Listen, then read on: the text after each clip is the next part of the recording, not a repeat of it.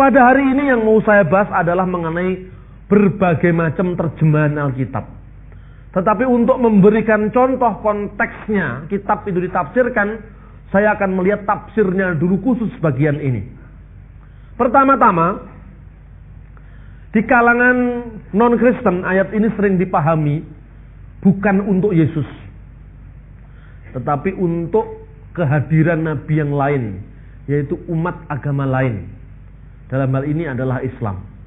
Katanya beberapa tafsiran Muslim itu adalah untuk Nabi Muhammad.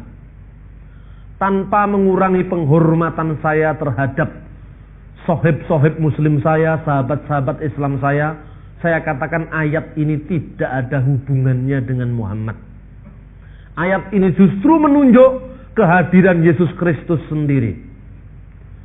Seorang nabi di tengah-tengahmu, di antara saudaramu. Artinya seorang nabi di tengah-tengahmu siapa?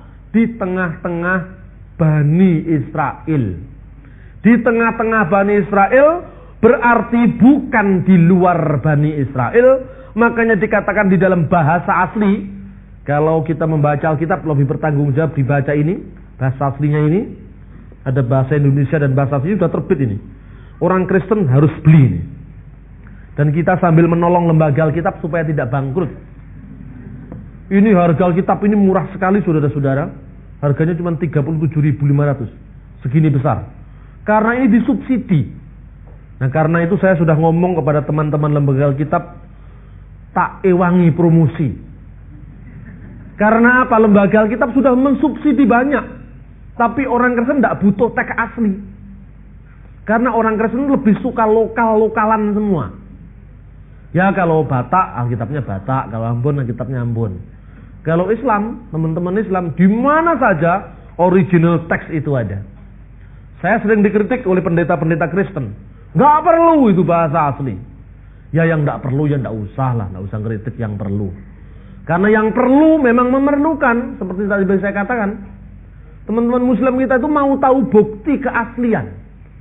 Jadi kalau di mana-mana Bambang Nursena berbicara tentang original text of the Holy Bible, kita bukan untuk pinter-pinteran, tapi sambil menunjukkan kepada rekan-rekan kita bahwa original text of the Holy Bible itu masih eksis sampai hari ini. Itu maksudnya. Jadi supaya pemberitaan kita itu tidak cuma-cuma, udah nggawa tebel-tebel sing diomongi ra percaya.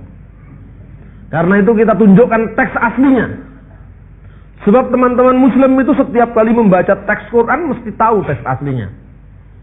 Contohnya, kalau Jainuddin MZ berdoa, bukan berkhutbah, seperti yang dikisahkan dalam kitab suci Al-Quranul Karim, yang berbunyi, Bismillahirrahmanirrahim, Ya ayyuhalladzina ammanu, Hu anfusakum wa ahlikum nar. Yang artinya, selalu gitu kan, wahai orang-orang beriman, jagalah dirimu dan keluargamu dari api neraka. Ayat ini aslinya berbunyi dalam bahasa Ibrani, Nebi Achim Lachem Micheret Achikem. Nebi Achim Lachem, seorang nabi di tengah-tengahmu, Micheret Achikem, di antara Achihem, di antara saudara-saudara kalian semua. Jadi konteksnya adalah Nebi Achim Lachem, seorang nabi di tengah-tengah Bani Israel, di antara saudara-saudaramu, Micheret Achikem. Saudara-saudaramu itu siapa? Harus dikembalikan pada ayat 8, ayat 1 pasal yang sama. Imam-imam orang Lewi, seluruh suku Lewi. Kalau gitu, ini ditujukan di tengah-tengah Bani Israel, di antara saudara-saudara Lewi. Nah, Israel itu jumlahnya 12. Ada Isakar, ada Naftali, ada Zebulon, ada Yehuda, ada Lewi. Karena itu ayat ini menubuatkan bahwa seorang nabi lahir di tengah-tengah Bani Israel, dan bukan di luar Israel. Karena itu ada tafsir yang mengatakan Nabi ini saudaranya Israel berarti Ismail. Saudaranya Israel berarti Ismail, dan Ismail itu kakek moyangnya bangsa Arab. Ini tampaknya benar tetapi salah. Di tengah-tengahmu itu artinya tidak boleh keluar dari Israel. Dan di tengah saudaramu, di tengah saudara-saudara suku Israel yang jumlahnya 12 itu. Karena yang di konteks di sini adalah kaum Lewi, maka Nabi ini harus lahir dari saudara Lewi. Musa itu lahir dari suku Lewi, Harun itu lahir dari suku Lewi. Setiap imam-imam sembahyang di perjanjian lama, di bait Allah, di Baitul Maqdis, itu harus keturunan Harun. Dan ayat ini menubuatkan bahwa Nabi yang akan datang itu adalah saudara kaum Lewi. Dan Yesus itu lahir dari suku Yehuda. Suku yang melahirkan raja-raja Israel. Suku yang melahirkan Raja Daud. Makanya Yesus disebut anak Daud. Makanya Yesus bergelar singa Yehuda. Ini maknanya ayat itu, saudara-saudara sekalian. Jadi kalau membaca Alkitab itu teksnya harus jelas. Supaya kita tidak gampang diombang-ambingkan dengan berbagai macam tafsiran. Kemudian cirinya Nabi itu adalah menjadi Nabi yang seperti Musa. Ada orang yang menafsirkan Nabi yang seperti Musa itu apa? Yesus nggak persis dengan Musa. Lah kok bisa? Yesus nggak punya istri. Musa punya anak istri. Nggak cocok kan? Musa punya ibu bapak secara wajar. Yesus punya ibu saja, bapaknya di surga. Jadi tidak cocok. Musa menerima wahyu di Gunung Sinai. Yesus katanya menerima wahyu, bukan menerima wahyu oleh orang Kristen, tapi wahyu itu sendiri tidak cocok. Karena itu Nabi ini harus bukan Yesus. Tetapi kalau di sana dikatakan bahwa kesamaan kemiripan itu hanya sekedar sama-sama nikah, Pak David juga nikah, Pak Pendeta juga nikah. Ya kebanyakan dari yang hadir di sini juga menikah. Berarti bukan kesamaan khusus, itu kesamaan umum. Lalu setiap orang yang punya bapak ibu secara wajar, setiap orang punya bapak ibu secara wajar. Kayak Narok juga. Jadi semua juga wajar. Jadi ini bukan kesamaan khusus. Kalau saya katakan inilah seorang yang kita harapkan untuk menggantikan presiden kita. Orang cari-cari siapa ya? Habibie bukan. Karena ketika Habibie Timur-Timur lepas. Siapa kira-kira presiden yang mirip Bung Karno ini misalnya ini? Yang punya wawasan kebangsaan, yang toleran terhadap yang lain, yang bisa memberi tempat kepada kehadiran yang lain. Ternyata Gus Dur misalnya ini. Gus Dur itu memiliki jiwa nasional yang sama dengan Bung Karno. Jadi kesamaannya harus ada seorang presiden yang memiliki jiwa nasionalis yang tinggi. Kira-kira sama dengan Bung Karno. Tapi ada seorang presiden yang sama-sama punya istri banyak. Gus Dur tidak cocok karena istrinya hanya satu, Bu Nuri misalnya. Jadi harus ada kesamaan khusus. Kesamaan khusus yang menunjukkan bahwa dia nabi dengan misi yang khusus, yaitu misi pembebasan. Dengan nabi misi yang khusus, yaitu misi eksodus, misi pelepasan, misi keluaran. Siapakah nabi yang memiliki misi pengeluaran, misi keluaran, misi eksodus? Musa adalah nabi eksodus.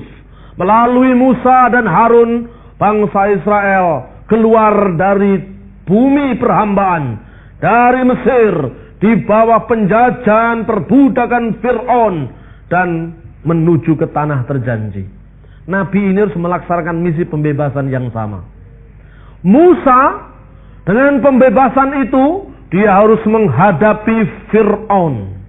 Bahasa Arabnya Fir'aun alaihi laknat.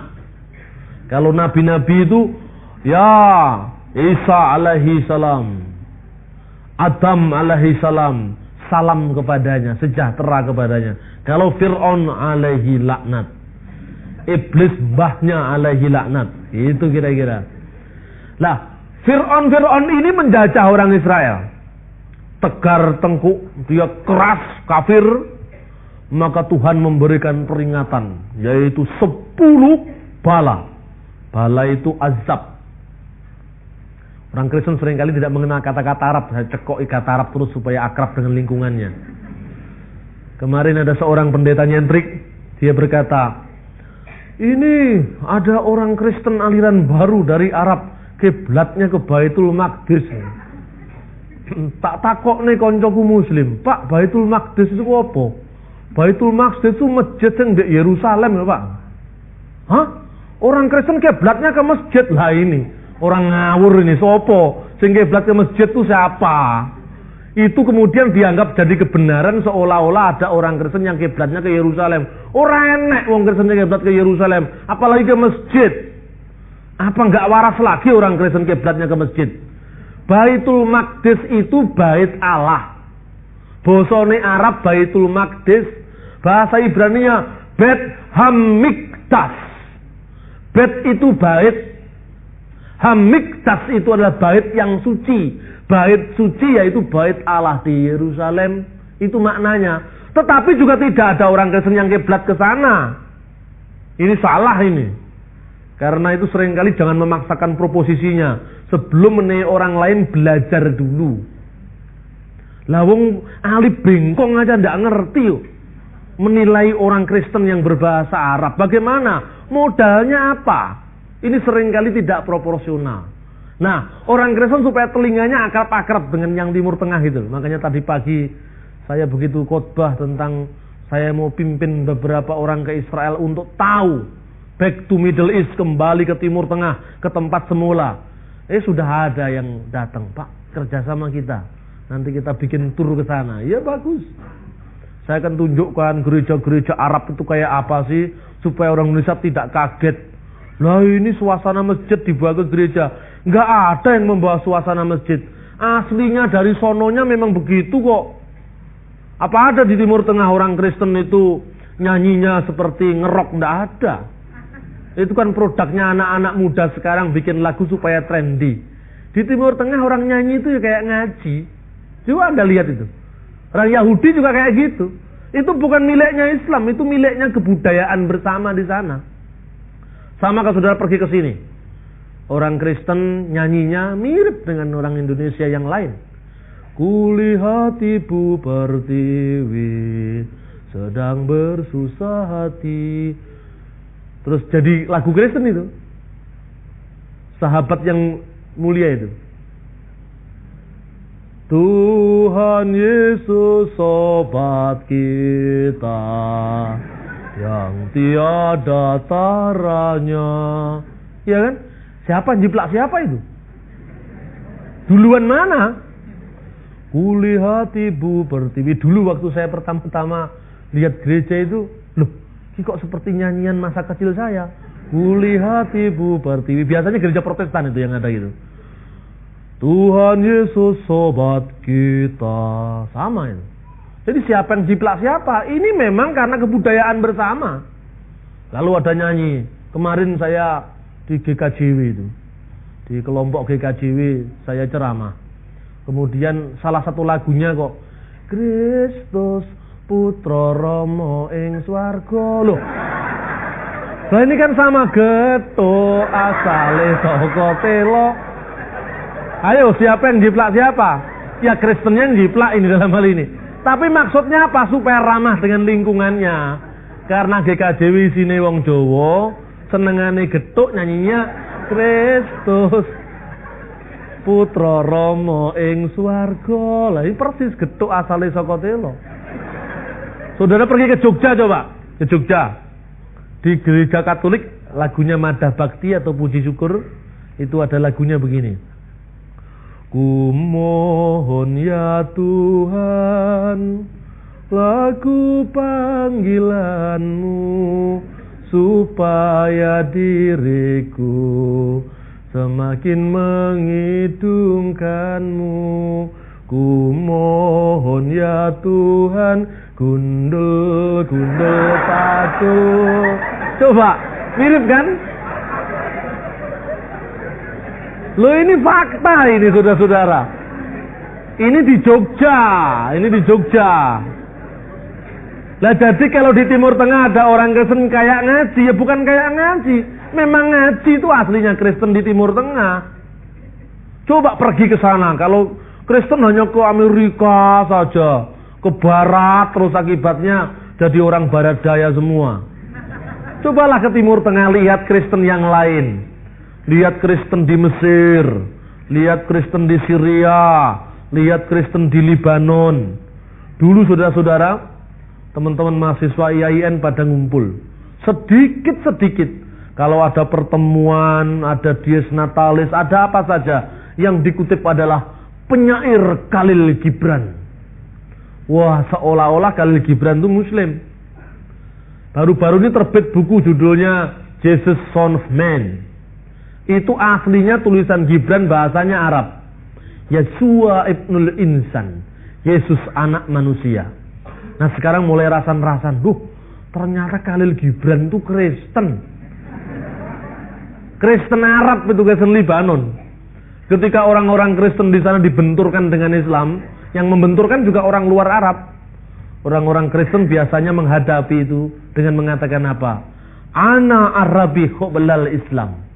Saya adalah orang Arab sebelum Islam. Jadi sebelum Islam saya sudah Arab. Karena itu kalau saya memakai lugatul Arabiyah, memakai bercakap-cakap dalam bahasa Arab, ya itu bahasa saya. Saudara tahu pemimpin-pemimpin besar di Timur Tengah, partainya Saddam Hussein, yaitu Hizbu Ba'ath, Partai Ba'ath. Itu pendirinya adalah seorang Kristen Syria yang bernama Mikhail Aflaq. Itu orang Kristen ya. Banyak sekali data-data ini yang di Indonesia tidak diketahui. Wong Israel dengan Palestina itu di sana rebutan wilayah Yerusalem Timur. Itu murni politis, tidak ada hubungannya dengan agama. Begitu sampai di Indonesia, yang khotbah Ahmad Sumargono katanya konflik Islam Kristen. Nah ini kan repot ini. Ini paling repot. Di Indonesia itu memang sok tahu. Orang Inggris Timur menyebut koyo yeso. Padahal faktanya tidak begitu. Lah ini yang sering kali menyulitkan kita. Makanya Ambon begitu mudah diadu. Orang simbolnya beda, udah perang. Nah apa agama itu nyuruh orang perang? Kita kembali kepada teks kita. Seorang nabi di tengah-tengahmu dari antara saudaramu, itu memaksudkan seorang nabi yang lahir di tengah-tengah Israel, tetapi di antara kedua belas suku Israel. Ketika Fir'aun tidak mau membebaskan bangsa Israel, Tuhan memberikan bala. Dan yang paling akhir adalah anak-anak sulung mati. Tuhan mengancam luar biasa dengan azabnya itu. Akhirnya apa? Tuhan memberikan tanda kepada orang Israel. Apabila engkau menyembelih domba, kurban, darahnya itu dicipratkan di pintu-pintu rumah orang Israel. Pada waktu malam hari, malaikatul maut melewati rumah-rumah itu. Malaikat maut melewati pintu-pintu rumah itu. Begitu dia lihat materai darah domba, maka malaikat ini melewati rumah Israel itu.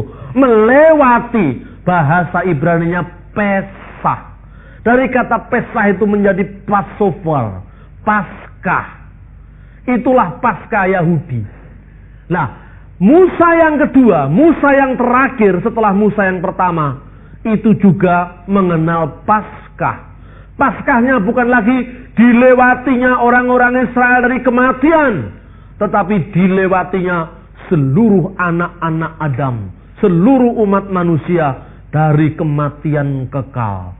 Barang siapa percaya Yesus, dia telah pesah dari kematian. Dia telah melewati dari kebinasaan. Dia telah melewati kematian kekal. Sehingga dikatakan dalam kitab suci, karena begitu besar kasih Allah akan isi dunia ini, sehingga telah diberikan anaknya yang tunggal, supaya barang siapa yang percaya kepadanya tidak binasa, dilewati oleh kematian, pesah dari kematian, melainkan beroleh hidup yang kekal. Li'annahu hakad akaballahu li'alam hatta batal ibnahul wahid likai la yuhlika kullu man yu'minu bihi bal takunu lahu hayatul abadiyah. Koyo Al-Quran bukan. Yohanes 3:16 tadi.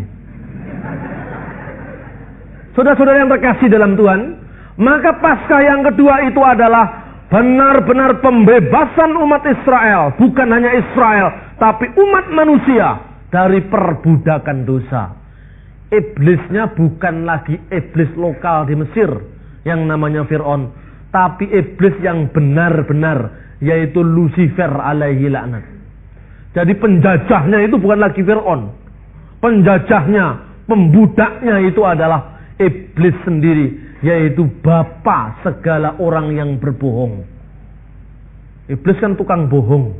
Pertama kali, kamu disuruh makan buah ini ya? Semua boleh saya makan kecuali yang ada di tengah taman ini. Oh tidak. Semua boleh kamu makan supaya kamu seperti Allah. Nah, ini buah ini akan menjadikan kamu seperti Allah. Manusia mulai diiming-iming. Wah, saya kalau jadi ini enak, jadi Tuhan bisa merintah. Enak jadi Tuhan. Lalu dia lupa. Orang Jawa mengatakan lupa, lali marang purwo duk sino. Katanya gitu. Kemudian dimakan, manusia jatuh ke dalam dosa. Itu iblis. Sampai terakhir pun juga iblis masih terus menggoda manusia. Karena itu hati-hati dengan godaan syaitonir rajim. Setan yang terkutuk, setan yang dirajam. Kalau itu dukunglah jikalau ada saudara-saudaramu yang melayani. Dukunglah kalau ada saudara-saudaramu yang mendapatkan ujian dari Tuhan. Seperti Dulos, seperti yang lain. Jangan malah disorai. Jangan kalau saudaranya yang lain maju difitnah. Itu seringkali orang-orang itu melakukan apa yang disebut pepatah bahasa Arab. Jikalau ingin terkenal, kencingilah air jam-jam. Jadi kalau mau terkenal, ya, orang nggak punya nama langsung kemudian berhadapan dengan Gus Dur kan melok-melok terkenal, ya kan? Dulu seperti itu seringkali terjadi. Nah, saudara-saudara yang terkasih, kalau mengencingi air jam-jam seluruh umat Islam itu di seluruh dunia marah dan tiba-tiba jadi terkenal, seperti Salman Rushdie. Nah, tapi terkenal karena apa? Jadi provokator. Ini sering terjadi. Nah, saudara-saudara, itu yang dimaksud dengan firman Tuhan tadi mengenai seorang nabi di tengah-tengahmu dari antara segala saudaramu. Tiba-tiba ketika saudara harus membaca ayat ini juga Alkitab ini. Yang menerbitkan Lembaga Alkitab Indonesia, tapi Alkitab dalam bahasa Indonesia sehari-hari. Saya buktikan bunyinya apa di sini. Bunyinya ternyata beda, saudara-saudara, ulangan tadi. Bunyinya begini, dan orang kemudian langsung menyalahgunakan. Ulangan pasal 18 ayat 15 bunyinya demikian. Sebaliknya dari bangsa kita sendiri akan mengutus kepadamu seorang nabi seperti saya ini, dan kamu harus taat kepadanya. Sebaliknya dari bangsa kita sendiri. Nah, lalu teman-teman yang tidak sepakat, yang mencoba mengail di air keruh, mencari-cari tafsir yang lain, dikatakan ini yang namanya tahrif, pemalsuan kitab suci. Lah ini jelas di antara saudaranya, kok di sini di antara dari bangsamu sendiri. Ini kan pemalsuan kitab suci. Nah, kenapa beda terjemahan Indonesia sehari-hari yang sama dengan Today English Version, Today Arabic Version? Kenapa beda dengan standar ini? Seperti American Standard, New King James, NIV sama dengan ini. Tapi Today English Version sama dengan ini. Kenapa bisa beda? Lah, ini harus kita mengerti karena metode penerjemahan yang berbeda. Ada berbagai macam metode terjemahan Alkitab. Supaya ini saya jadikan sedikit kuliah umum aja lah. Supaya nggak kaget nanti kalau dengar yang macam-macam. Yang pertama, ada terjemahan yang disebut terjemahan interlinear. Terjemahan interlinear itu terjemahan harafiah kata per kata Di bawahnya itu teks bahasa Indonesia atau bahasa Inggris, di atasnya teks bahasa asli. Itu terjemahan kata per kata, berdampingan. Misalnya, Bereshit bara Elohim. Di bawah kata Bereshit ditulis in the beginning. Bara, created. Elohim, God. Et hasamayim, the heavens. Et haaretz, and the earth. Itu ditulis begitu. Terus kemudian di sampingnya tertulis, pada mulanya Allah menciptakan langit dan bumi. Jadi harafiah. Itu yang pernah saya bawa ke Masjid Nurul Iman, dan teman-teman muslim mengatakan, waduh rek, kaya umai rayap katanya. Karena memang itu Alkitab ini kalau ditulis dalam bahasa aslinya itu seperti umai rayap memang ini. Kaya umai rayap, jadi akhirnya pada gantian nonton itu. Kayak apa teks aslinya. Nah orang Kristen memang tidak butuh seperti itu. Wong sejak kecil sudah Kristen, sudah percaya, ya wes lah. Percaya terus tapi aja ngisruh wong liya gitu loh. Lah ini kita mau menjembatani kepada kelompok lain supaya kelompok lain mengerti. Bagimu nggak perlu bahasa asli. Bagi kita nggak perlu bahasa asli. Seolah-olah kita pinter-pinteran. Kita nggak pinter-pinteran. Tetapi kontekstual. Karena nggak ada orang Islam itu yang kalau misalnya apa itu khotbah langsung kita baca di surat sapi betina. Ayat 26 yang berbunyi. Arabnya nggak dibaca tapi terjemahnya nggak ada. Tapi selalu dengan teks aslinya coba. Mulai ulama kampung di desa sampai Kiai Agil. Bahasa Arab di luar kepala. Nah orang Kristen itu enggak. Menurut terjemahan King James. Menurut terjemahan NIV. Menurut terjemahan American Standard. Kok terjemahan terus ya Pak? Aslinya ndi? Loh, apa tidak lebih enak langsung membaca teks aslinya supaya orang lain mengerti maknanya? Kalau sejak kecil Kristen nggak perlu terjemahan cukup. Tapi kalau saudara harus keluar di luar gereja, saudara harus ceramah di masjid, saudara harus ceramah di IAIN, saudara harus ceramah di Paramadina, mereka butuh itu. Bukti otentisitas kitab suci. Ini yang dimaksud. Tapi memang menerangkan orang yang nggak ngerti itu repot. Ya saya katakan sudahlah sabar. Innallaha ma'asyabirin kata orang Islam. Allah menyertai orang yang sabar. Pokoknya orang ganggu pagere tonggo ndak masalah. Ini sering terjadi sudah di antara kita. Terjemahan interlinear yang pertama. Jadi kalau saudara pergi ke toko buku di Surabaya tanya The Interlinear Bible, Hebrew, Greek, English. Tanya, bagaimana? Teks aslinya kayak apa, terjemahan kayak apa. Yang kedua adalah terjemahan harafiah. Terjemahan harafiah ini terjemahan persis apa adanya dengan kitab kita ini. Seperti Alkitab bahasa Indonesia sehari-hari yang kita baca, itu namanya terjemahan standar atau terjemahan harafiah. Coba saya ambil contoh, silakan Anda buka Kisah Para Rasul. Supaya kita lihat contohnya terjemahan harafiah itu seperti apa. Kita lihat Kisah Para Rasul. Kitab Kisah Para Rasul pasal 26 ayat 14. Kisah Rasul pasal 26 ayat 14. Saya baca, ini yang Alkitab yang ada pada saudara yang kita baca. Kalau Pak Yusuf Roni setiap minggu pakai Alkitab ini, Alkitab bahasa Indonesia sehari-hari.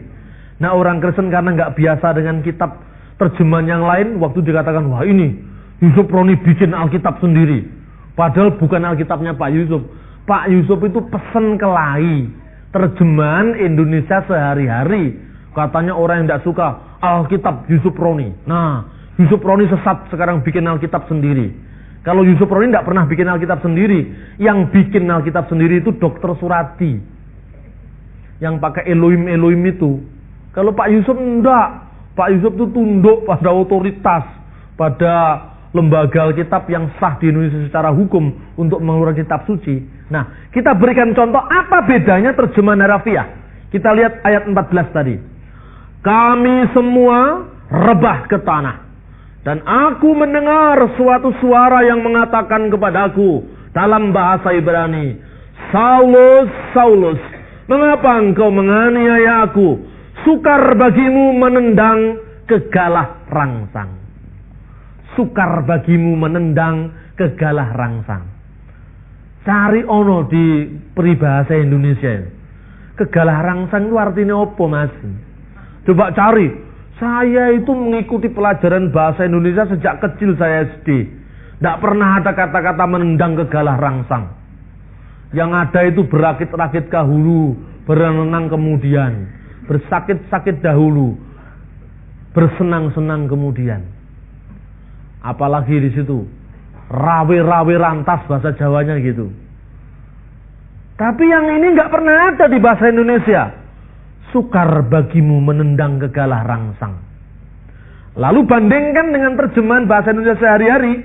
Saya bacakan pasal yang sama, ayat yang sama. Saya bacakan pasal 26 ayat 14. Ini bunyinya lain. Di sini disebutkan, kami semua jatuh ke tanah. Lalu saya mendengar suara berkata kepada saya dalam bahasa Ibrani, Saulus, Saulus, mengapa engkau terus saja menganiaya aku? Engkau akan merasa sakit sendiri kalau engkau terus saja melawan pimpinan dia yang menjadi tuanmu.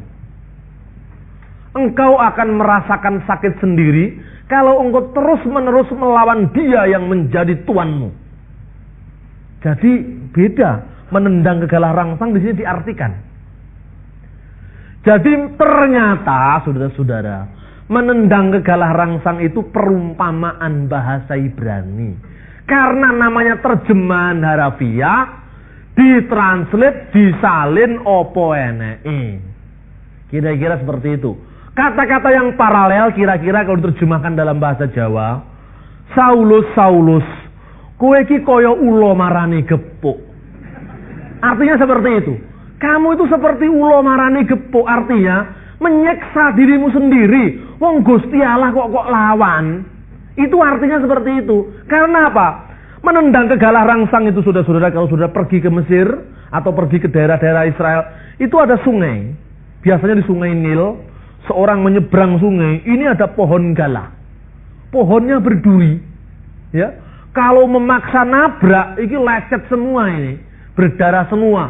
Karena itu sebelum nyebrang itu harus disingkirkan dulu, kemudian menyeberang. Nah, melawan Tuhan itu kira-kira menyiksa diri sendiri. Karena itu insaplah tobato wis. Ojo nglawan Gusti Allah. Itu artinya. Lah, karena ini terjemahan harafiah, diterjemahkan apa adanya menurut idiom, menurut perumpamaan yang lahir di konteks masyarakat itu. Jadi kira-kira kalau waktu itu Paulus itu menerima penampakan Tuhan Yesus di kota Solo, mungkin bunyinya seperti itu tadi. Saulus, Saulus, kowe iki kaya ula marani gepuk gitu. Terus Indonesianya apa itu? Kamu seperti ular menghadapi pentungan. Nah, kira-kira orang Batak juga nggak tahu itu apa itu, karena itu peribahasa Jawa. Sama dengan bahasa Indonesia. Misalnya ada perumpamaan, tiada gading yang tak retak. Coba kalau langsung di Inggris, kan nggak ngerti orang Inggris itu.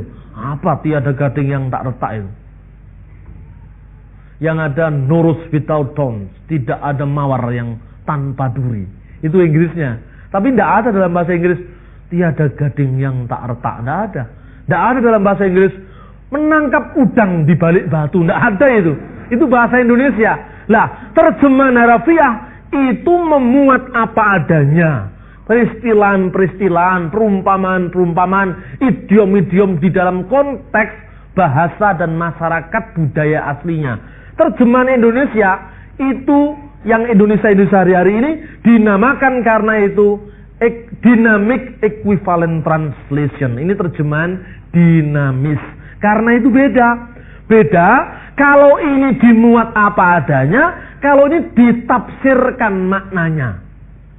Jadi kira-kira kalau ada kata-kata misalnya koyo ulo marani gepuk, langsung kamu jangan menantang bahaya, kamu jangan menyakiti dirimu sendiri. Atau kalau ada tiada gading yang tak retak, harus diterjemahkan tidak ada orang yang sempurna di dunia ini. Demikian juga menendang kegalah rangsang sukar bagimu, mustahil bagimu. Menendang kegalah rangsang diartikan sulit bagimu melawan orang yang memimpin atas engkau, yang menjadi tuanmu sendiri. Karena itu bertobatlah. Hasilnya ini apa? Paulus bertobat dan mengikut Tuhan Yesus. Dan akhirnya dia menjadi rasul besar. Jadi ini yang pertama, terjemahan interlinear. Terjemahan interlinear itu diatakan kata per kata. Beresit bara Elohim et hasamayim ve'et sa'aret. Pada mulanya Allah menciptakan langit dan bumi. Harafiah diterjemahkan seperti itu. Terjemahan harafiah. Kemudian terjemahan dinamis. Dynamic Equivalent Translation. Itu diterjemahkan menurut maknanya. Jadi kalau di sini contoh perumpamaan lain dalam Injil dikatakan begini. Dengan demikian kamu menaruh bara api di atas kepalanya. Di sini kamu akan membuat dia malu sendiri.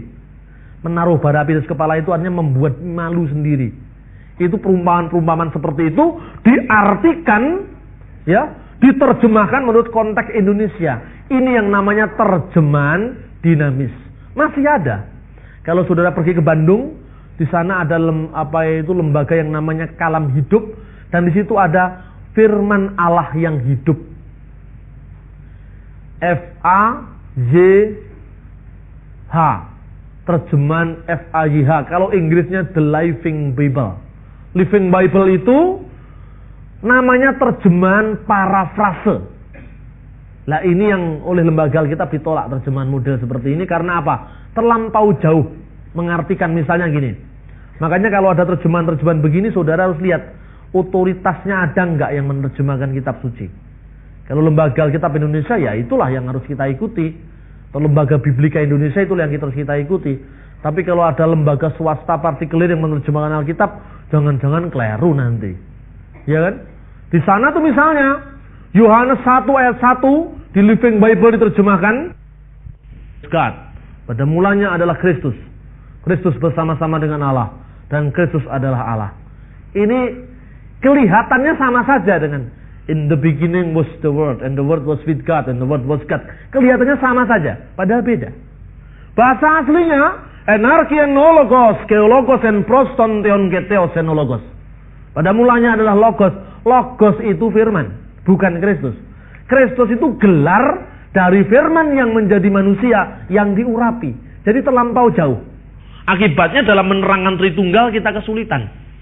Ada lagi terjemahan parafrase yang jauh. Biasanya lembaga-lembaga swasta yang menerjemahkan seperti itu. Kalau di Indonesia belum ada. Kalau di luar negeri banyak. Di Jepang ada satu terjemahan yang mencoba maksudnya baik. Maksudnya baik. Memberikan makna baru pada pembaca modern.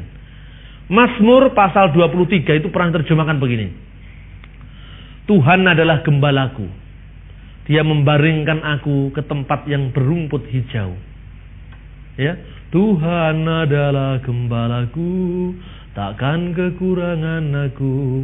Dia membaringkan daku di padang yang berumput hijau. Ayat itu kan ada. Lalu orang Jepang berpikir, ini kan suasana pertanian. Di Tokyo orang sulit membayangkan rumput hijau. Lalu orang Tokyo yang modern sulit memahami ini.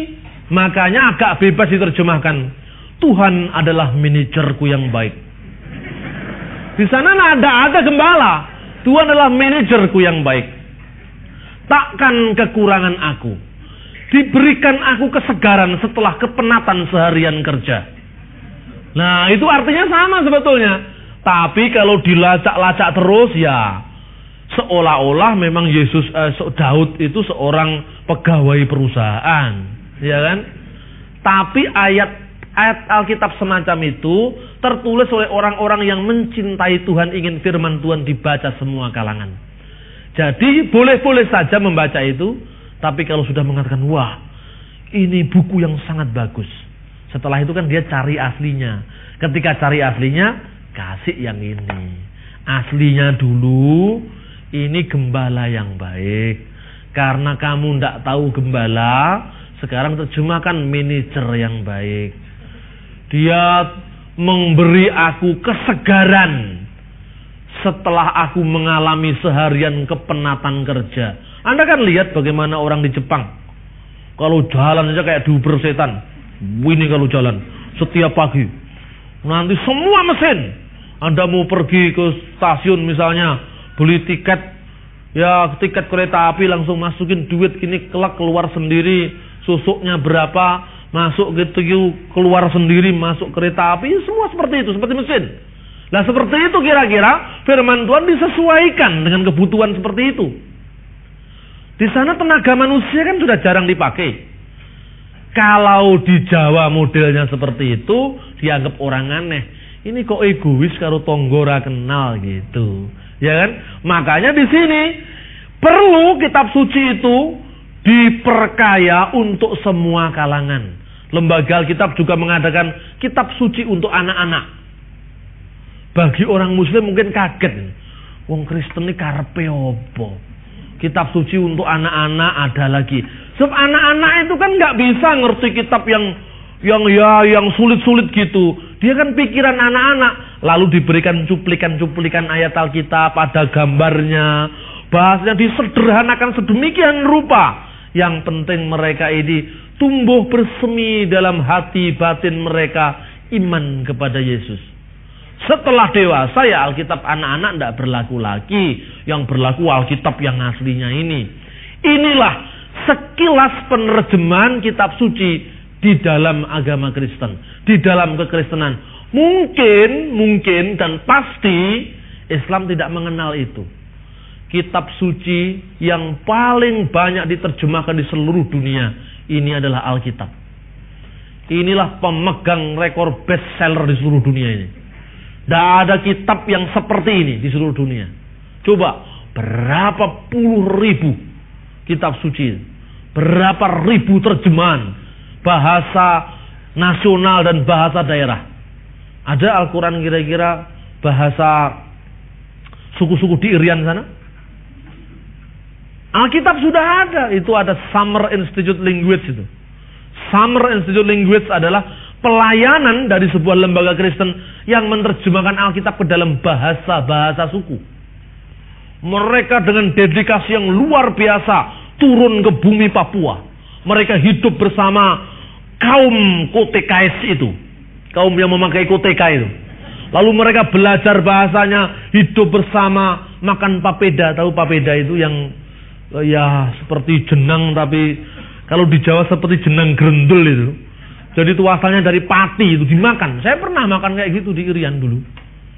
Nah itu setelah mereka mengenal bahasa, ternyata di Irian, di Papua sekarang ini, itu ada ratusan bahasa daerah. Dan Alkitab mencoba masuk ke sana. Karena itu seringkali saya ngomong fair-fairan kepada teman Islam. Lah kalau kamu memang punya kepedulian untuk seperti itu, ya silakan datang ke suku-suku asing sana. Kalau misi Kristen berhasil, ya jangan terlalu disalahin. Karena mereka kerja keras kok. Kerja keras kita itu. Coba ada orang-orang yang berdedikasi begitu rupa.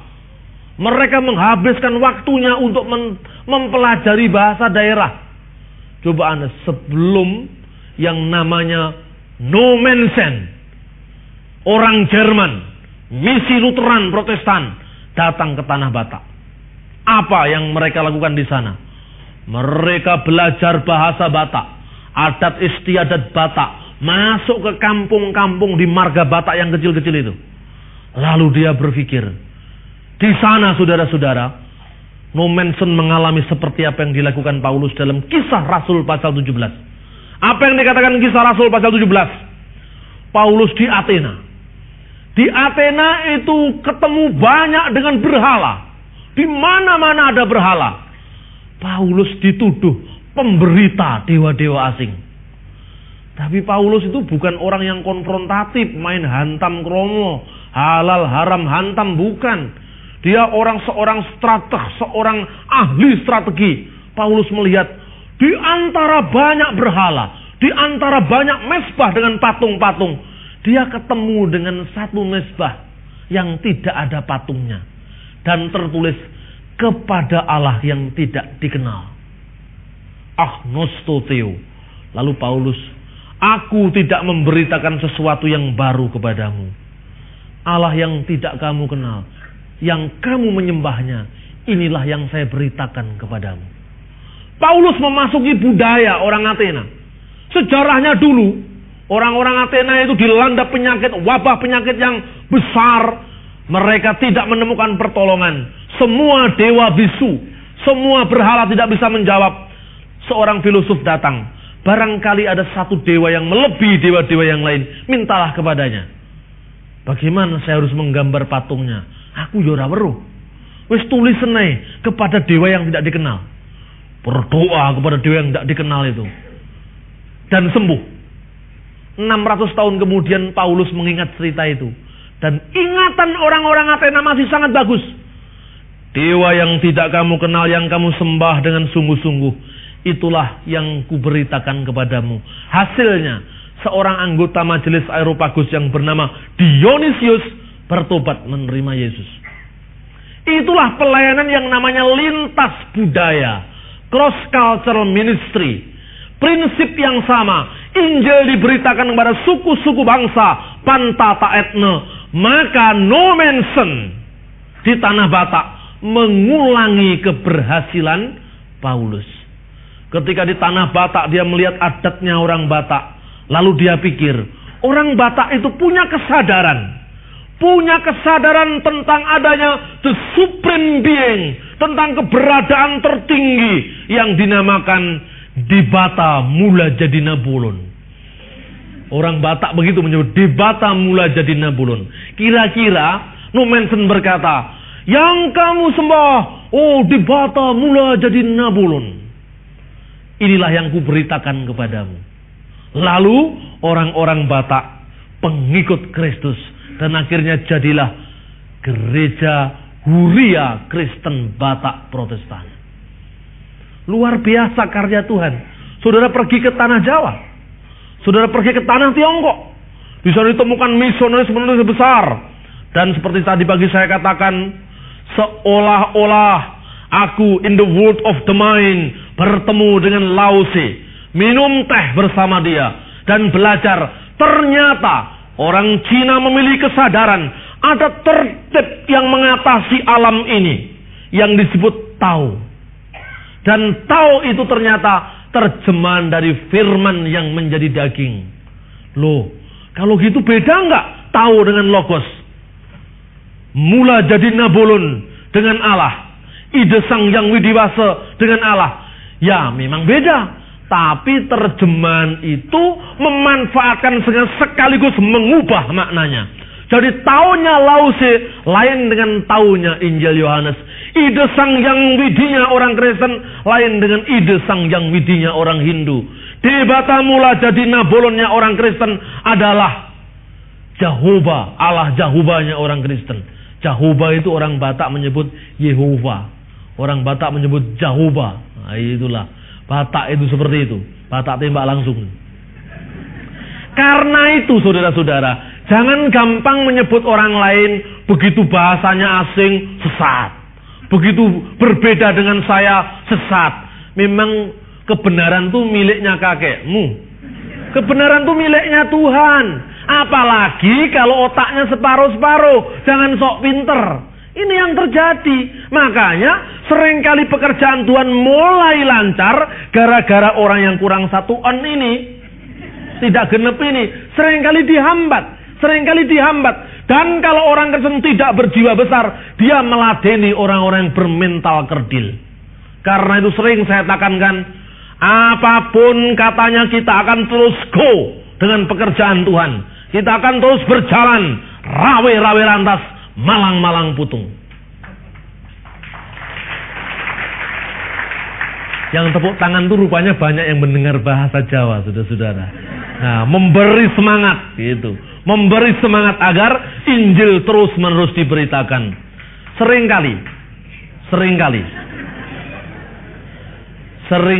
orang ya itu merasa paling benar sendiri. Lalu memang seringkali mungkin iman kita, pemahaman kita tidak cocok dengan kitab suci seringkali. Tetapi jangan-jangan di mata Tuhan yang dibutuhkan bukan konsep saja. Saya tidak mengurangi makna kebenaran ajaran, tetapi tidak sekedar kebenaran ajaran, tapi lurus dalam perbuatan juga diperlukan. Ada seorang opa Batak. Ini Batak lagi. Dia menerima ujian dari Tuhan. Suatu saat dia punya anak, anaknya dipanggil Tuhan. Mertuanya dipanggil Tuhan. Akhirnya tinggal dia, istrinya, dan satu-satu anaknya lagi. Lalu si opung-opung ini, begitu dia saking kayak Ayub dia. Dia mempertanyakan, Tuhan tuh maunya apa? Masa kemarin baru mertua dipanggil, besok lagi anak nomor 2 dipanggil, bulan depan lagi anak nomor 3 dipanggil. Sekarang tinggal satu-satunya anakku ini, satu-satunya istriku ini, dan aku sendiri. Lalu si opung ini berdoa pada Tuhan. Saking mungkin dia tidak bisa membahasakan dengan bahasa teologis yang miliknya pendeta-pendeta itu, langsung dia berdoa pada Tuhan dengan tulus hatinya, tapi mungkin kasar. Itulah Batak, kasar tapi jujur. Kalau orang Jawa itu halus tapi gelibet. Nah, orang Batak itu kasar tapi jujur. Dia berdoa sambil menatap langit. Di sana engkau 3, di sini aku 3. Sekarang kau mau apa lagi? Coba, secara ajaran salah apa benar? Salah, saudara-saudara. Masa dipikir di sana 3 itu Bapa, Putra, dan Roh Kudus. Lalu saking polosnya dia, maksudnya dia itu, sekarang kau mau apa lagi Tuhan? Jangan-jangan besok kau matiin lagi anakku ini. Di sana kau 3, di sini aku 3. Sekarang kau mau apa? Udah terserah kau saja gitu.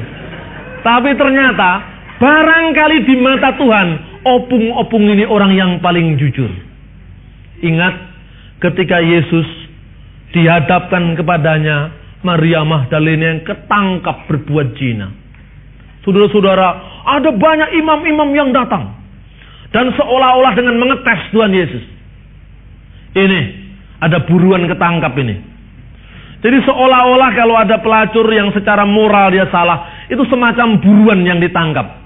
Dan kemudian dia berkata, orang ini mau diapakan? Dia mau ngetes Tuhan Yesus. Ya menurut hukum Taurat, menurut kitab perjanjian lama, orang yang berzina dan kedapatan berzina dia harus dirajam batu. Ya memang benar, hukumnya begitu. Tapi ada satu kata-kata yang keluar dari mulut Yesus yang tidak terduga-duga dengan kuasa ilahi, dengan kuasa ketuhanannya ketika dia berkata, barang siapa di antara kalian yang tidak ada dosa, silahkan melempar batu yang pertama. Tidak ada yang lempar.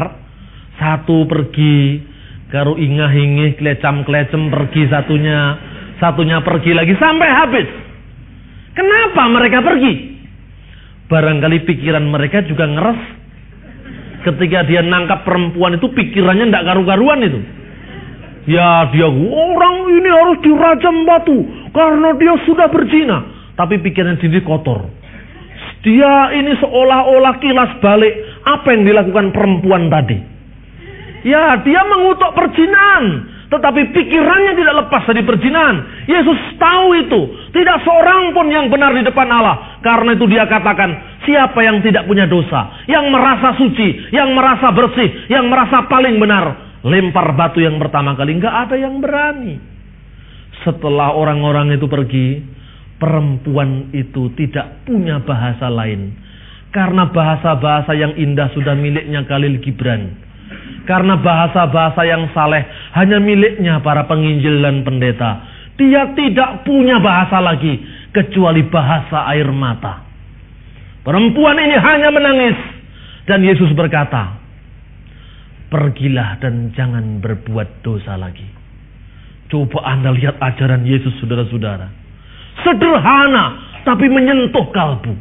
Tidak menyulitkan pikiran kita seperti rumusan-rumusan para teolog yang dia sendiri tidak tahu artinya. Tapi begitu sederhana sehingga orang ini bertobat dengan kesadaran, dengan keinsafan batin yang paling dalam, dan dia menangis. Dia tidak memiliki bahasa lain kecuali bahasa air mata. Dan Yesus tahu itu. Pelayanan Yesus jauh mengena di dalam batin mereka yang paling dalam. Pelayanan Yesus begitu-begitu menyentuh apa yang dirasakan, dirindukan, diharapkan oleh setiap anak-anaknya. Saudara mau datang kepada Yesus hari ini. Yesus melakukan hal yang sama seperti yang pernah dilakukan oleh perempuan Samaria. Terjemahan kitab suci yang banyak, teori-teori bahasa, linguistik, filologi yang banyak itu bukan maknanya. Itu bukan substansinya. Dia hanya alat. Dia hanya sarana untuk mengerti kehendak Tuhan. Tetapi Anda jangan menukar kehendak Tuhan dengan yang jelimet-jelimet tadi. Marilah, ketika kita sudah sampai kepada makna ini, kita datang kepada Yesus. Kita datang kepada Dia yang adalah juru selamat kita, gembala jiwa kita, yang paling mengerti siapa saya dan Anda, yang paling mengerti apa yang dirasakan oleh umatnya, yang paling mengerti apa yang paling dirasakan oleh yang paling hina di antara kita. Yesus berbicara, Yesus menyentuh kita. Apa yang dilakukan 2000 tahun yang lalu di tanah Israel, hari ini Dia lakukan untuk anak-anaknya. Hari ini Dia lakukan untuk kita.